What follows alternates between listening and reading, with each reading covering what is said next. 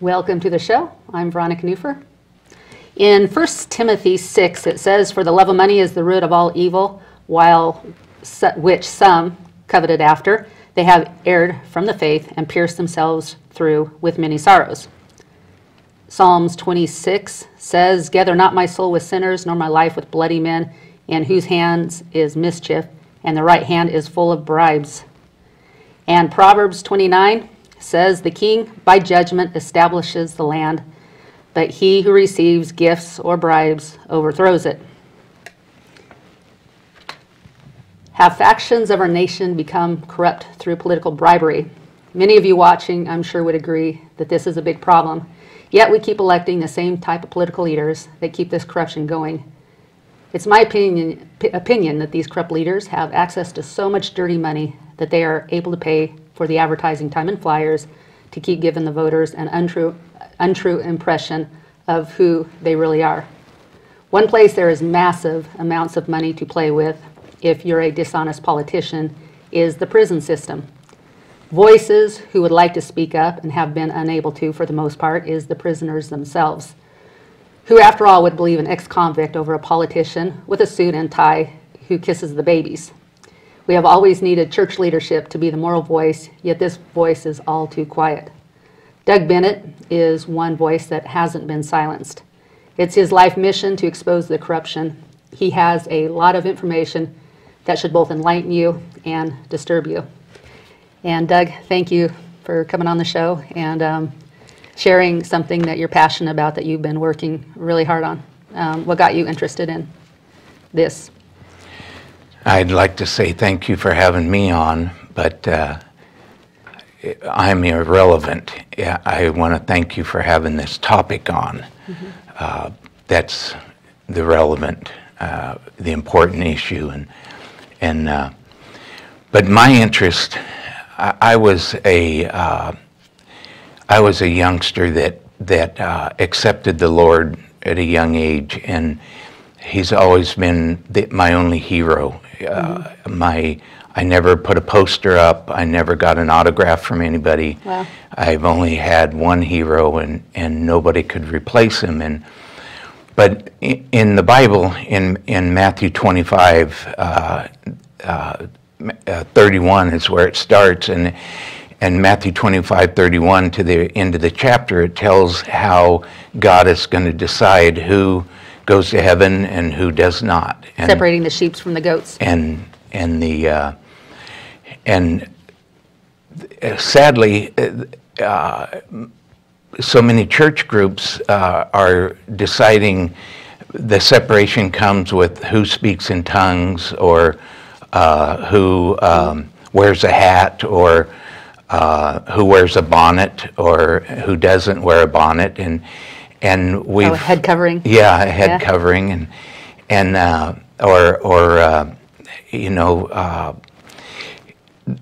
but that's not what the Bible teaches. It teaches that there are an exact criterion that the Lord's going to use to separate the people, and one of them is how we treat prisoners, and it says to visit the prisoner. And so I have had an interest in the treatment of prisoners at a very young age. Okay. Yeah, that's a good answer. Well, the money in the prison system, we're talking about the corruption. As I read in 1 Timothy 6, the love of money, it emphasized love of money is the root of all evil. So if you get politicians that fear the Lord, I like to say, that shouldn't be a bad thing in politics. That should be a good thing, because if you don't fear the Lord, you're going to possibly, if you don't love the Lord more than money, you're going to follow the money. So really, there's a choice there. And because we elected to silence Christian viewpoints in politics, now you got a swarm of politicians who want the money. So how much money is in the prison system to play with? one of the things that I don't have dollar signs, and I don't think anybody does, because the amounts are so huge. Even if we named the amount, we can't grasp that big amount of money. But one of the things that we have to realize is, if a prisoner escapes in Colorado, he doesn't stay in Colorado, he runs to Florida. And if somebody escapes Florida, he runs to California. Mm-hmm. So the federal government has stayed involved with the prisons and with the state prisons to do everything they can to keep riots from happening in the prison system. And riots are caused by poor conditions, and the most common riot is caused by food issues.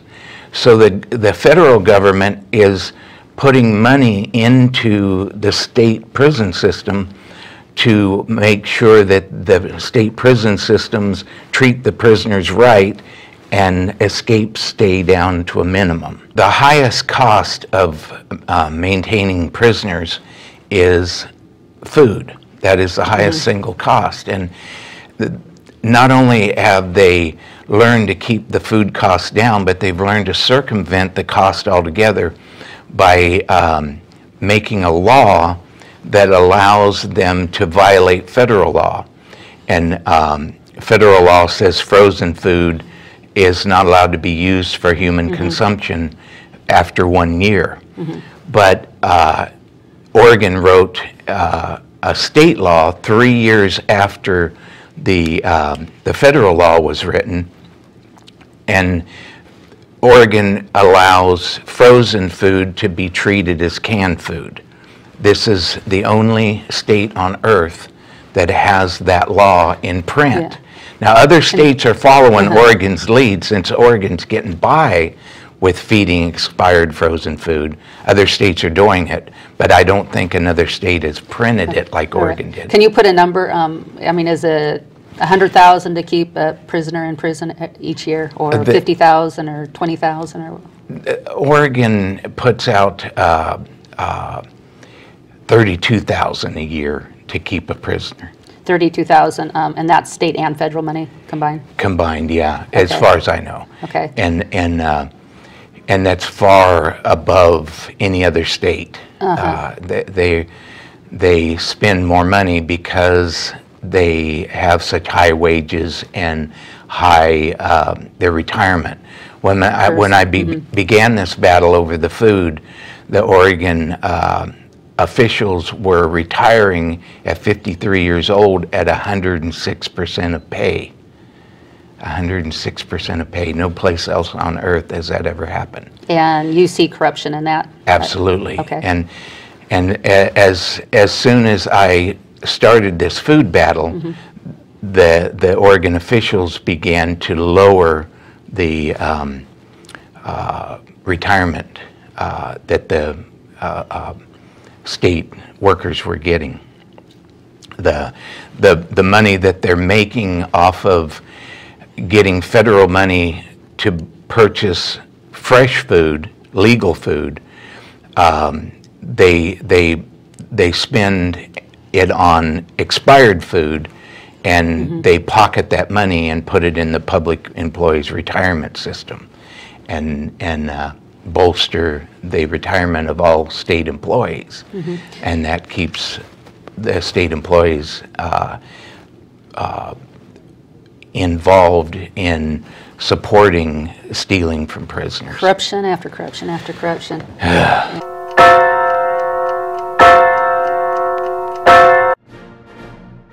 There aren't too many outlets where you can hear in-depth spiritual issues alongside conservative politics, where we can make a difference to those around us and our country.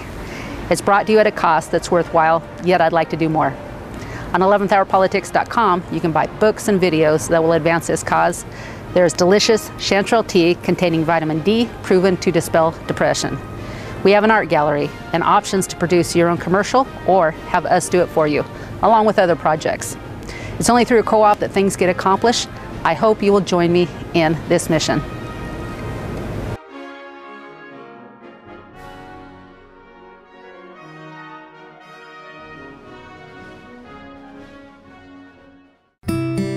Every life is precious and every life has purpose. If you've ever felt powerless to make a difference for the cause of life, we invite you to make your voice heard by supporting this thriving community service. We're making an even greater impact for the sanctity of human life with the addition of ultrasound services. At the Salem Pregnancy Resource Center, lives are being impacted and you can play a part. Let your voice be heard for those who are yet to be born. Learn more at salemprc.org or call 364-2543. In my line of work, I need to be able to replace a part quickly. At Davidson Auto, the selection is great. They carry a large variety of automotive supplies, welding equipment, and a huge selection of tools. They have everything I need, and if they don't have it, they get it here quick. When you go to a public school, they receive not just state funds, but federal funds, and so their school can run better if there's more children there. So they want more and more children in the public school system. And so, in the same way, in prison, the more prisoners they could get, the more they can better take care of themselves. Yes. Is that correct? Okay. Yes, yes. I have just a letter here. I hope he doesn't mind if I read it, but I'm just going to read a small part of it. I'm not going to mention his name, but I want you to tell me if you an idea if this is what you see happening and what else you might see happening. To whom it may concern, I am an American citizen and honorably discharged veteran of the U.S. military. On January 8th, 2000, I was kidnapped off the streets of Portland at gunpoint by the Portland police. There was no arrest warrant, and to this very day, no one has identified me for committing any crime on planet Earth. Subsequently, I was denied all due process, denied a jury trial, and illegally imprisoned for the last 4.5 years, with 8 more years to go on the illegal sentence. Now, one of the things that he didn't put here, but that he mentioned in addition, is that he was scared, and he had 2 small children, and they were saying, you either go along with this and sign a plea agreement, or we're going to put you in prison the rest of your life. And so at least, eventually he'll get out and be able to, see his, wife, if that's still around, and his children. So he went ahead and signed the plea agreement, no jury trial. He allegedly says he was on the streets of Portland, and all of a sudden they're saying, you're in trouble, come with us. And is this something that goes on? Oh. Shortly after I was in jail, Well, you have your own testimony too. Correct. And shortly after I was in jail, I wrote to a Spanish radio station in Vancouver and told them about how often a convenience store will have an alarm go off, a silent alarm, and the clerk will tell the police that a Hispanic has just held him up. And so the police will drive to the convenience store and see a Hispanic walking the other way, away from the store, pull over, throw him in the car, and they've solved the crime. And they'll take the Hispanic man back to the store and say, was it they'll ask the clerk, was it a Hispanic that robbed the store? And the clerk will say yes, and they'll say, does this look like him? And they'll say, yeah, it looks like him, but it's not the one. But the police will not record that the clerk said that's not the one. The police will only record that the clerk said, yes, this looks like him. Wow. So they'll take him down and they've solved their crime for the night, and they drink coffee and take their time because they've now solved a crime. Yeah, I want to point out this DVD. It's called The Changeling. This woman's son was kidnapped and, murdered but the policeman wanted to have this case closed because it was such a big issue. I think it was in 1928. And so they gave them a son that wasn't really her son. And because they were embarrassed by it, because the whole city was talking about this case that was closed and there was a lot of media attention, they had her committed to a mental institution, saying that she's crazy, she doesn't even recognize her own son, and she's not taking care of her son. Because of this one man, minister, church leader, stood up and said what was right relentlessly until justice was served. This case eventually got resolved, and there were no more boys that had to be murdered in this way. And this woman, again, got out of the mental institution. So I just wanted to share that. You know, we're talking about heroes. People like that I want to emulate, I respect. So, and like you for standing up for this issue. You said there was one man that stood up for it and was killed? Michael Franke.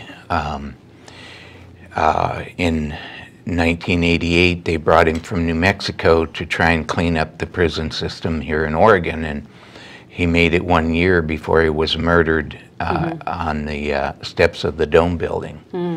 And who murdered him? That you... Kulongoski was the prosecutor on the false conviction of Frank Gable, and it's really a sad... I'm sorry, Frank Gable, he was the one that was murdered? No, Frank Gable is the one who was prosecuted for the murder falsely. Okay. Michael Franke was the one who was murdered. And I told you a little bit ago that Angelina Jolie has done a movie on this murder of Michael Franke. And I'm just taking... So Kulongoski falsely accused a man of murder, and he wasn't the one that did the murder? Kulongoski was the prosecutor at the time, and he prosecuted falsely Frank Gable for the Michael Franke murder. How do you know he was falsely accused? Well, where I come from, I got to see evidence. Testimony is evidence, and I've got to see people who will probably die in prison today that know the facts about how Michael Franke was murdered. Do you know who the murderer was? Most people believe it was Arminicus, and but of course he's never been investigated or prosecuted. Okay, I don't know who he is, but Arminicus happens to be the one who was running the canteen system of the prison when I reported to McKee Foods that they were feeding us expired food on the canteen also. Okay. Right now, who's involved in this? You said it starts at the top. Do you want to say who the top is? Well, I know that Kulongoski knows. I know that Kitzhaber knows.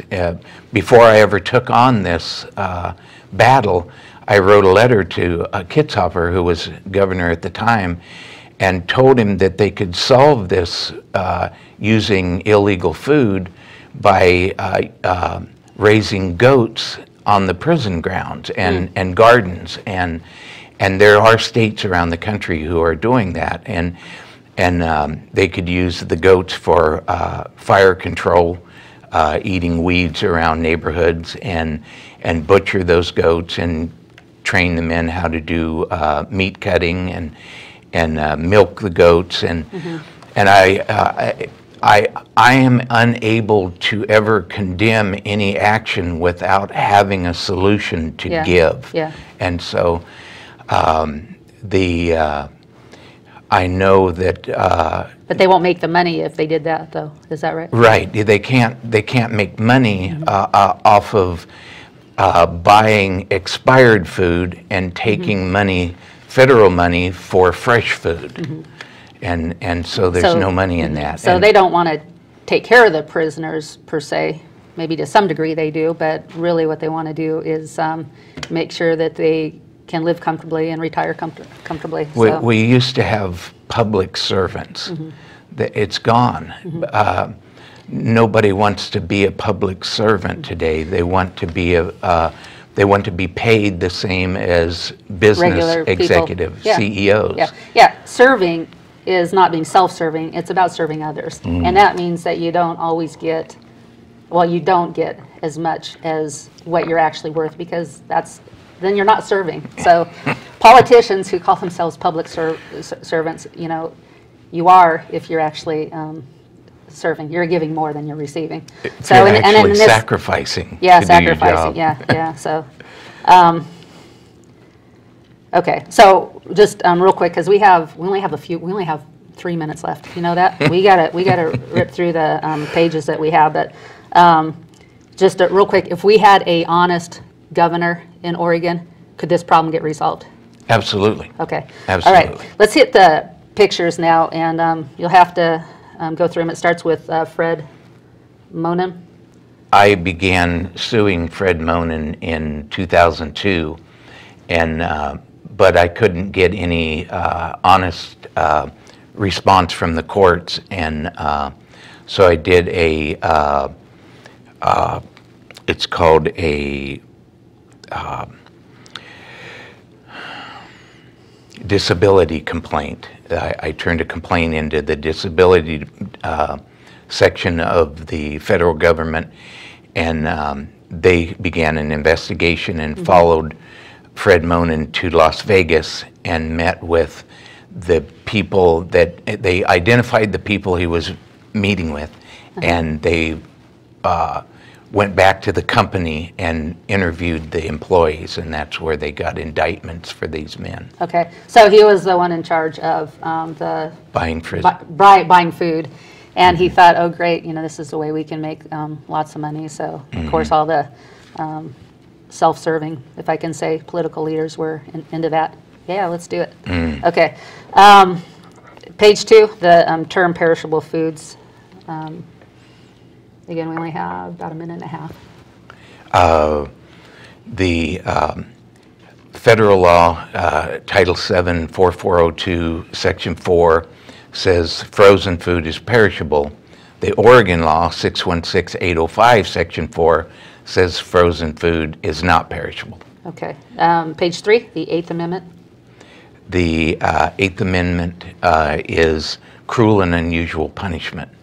And I have a federal judge judicial fitness complaint against him right now for saying that they can feed prisoners maggots. He actually put it in print in my Bennett versus Meisner They're case. allowed to feed them maggots, but Yes. not expired food. Yeah, no, he said he used the extreme of using maggots to skirt the issue of the illegal act of using expired frozen food. And but anyway, feeding anyone adulterated food is a crime, and it always has been in our country. Yeah, especially, you know, I don't want to say especially, but in addition to, if you're receiving money to buy food, then buy the food. Don't say you're receiving money to buy food and then put it in the PERS program. Exactly. You know, do what you say what you mean. Yes. Okay. Ralph Waldo Emerson said, if you treat a man as he should be, he may become what he should be. And the prisoners of Oregon are not treated as they should be, and they're being inundated with legalized crime all around them. And so they come out learning how to be better criminals, and it's hurting us all, putting us all in danger. Yeah, you know, well, thank you. Yeah, and that's, you know, the point is, you know, when they go to prison for committing a crime, the idea is they come out better people, not worse people. And, you know, one of the things we talk about here on the show sometimes with Pastor John is original design, and, you know, what somebody was created to be. And, you know, if you're dogging somebody down enough, you know, it could be your own child or, you know, a prisoner, you know, the neighbor, you know, whoever, you know, they're going to become a worse person if you see the potential in somebody and you try to build them up the best you can. It could just be a smile. If you don't know how to talk, just smile at them, give them affirmation. You know, and prisoners need that too. They need it more than ever. And we have that ability to do that. We want to treat others the way we want to be treated. Do unto others as we would have them do unto us, to you. So, Amen. you know, it's important to elect people that truly fear God, that love God more than money. I hope that we can remember that in all the election cycles. And we need, like this man here on the chain link, the pastor, we need leaders. We have two voices. We have church leaders and we have the media. We need church leaders to be a louder voice to the media, because we know that the media isn't always honest. So we have been learning that. Go and check out his website, and if you need anything, also, you know, Facebook me, message me. Thank you for tuning in. Have a good week. Bye-bye.